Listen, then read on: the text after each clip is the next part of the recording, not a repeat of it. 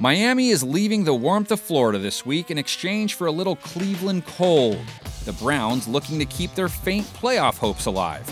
We'll see if our experts think they can pull it off, but first a quick dive into some numbers. Nick Chubb's stat line against the Steelers last week wasn't eye-popping, 92 yards, just 3.4 yards per carry.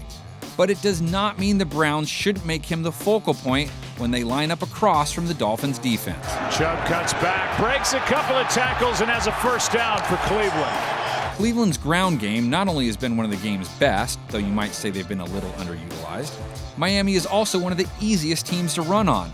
Plus, the Browns' dedication to the run against Pittsburgh, they rushed the ball 35 times compared to 32 pass attempts, helped Baker Mayfield keep his turnover column clean. Wide open is Landry for the touchdown. Mayfield threw 2 TDs, finished with a respectable 92.3 passer rating, and most importantly, finished his third game in a row without turning the ball over, which had been a major issue the first stretch of the season.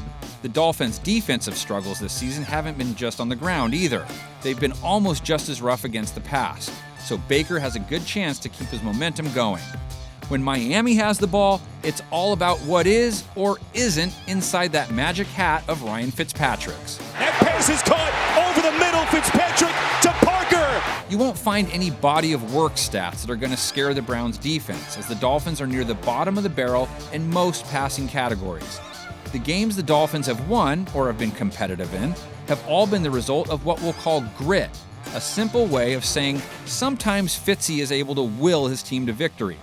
But even magicians need time to pull off their tricks, and the Dolphins' O-line has not been good at providing much of that, allowing 42 sacks on the season, which ties for the most of any team.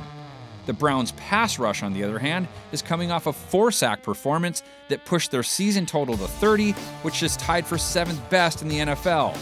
But the Browns, of course, will be without their best pass rusher, now that Myles Garrett's services will no longer be available to them. Will his absence give Fitzmagic the time he needs to find another rabbit? Or are the Browns ready to go streaking and make a late run at the playoffs? Predictions were promised, and if nothing else, I'm a man of my word.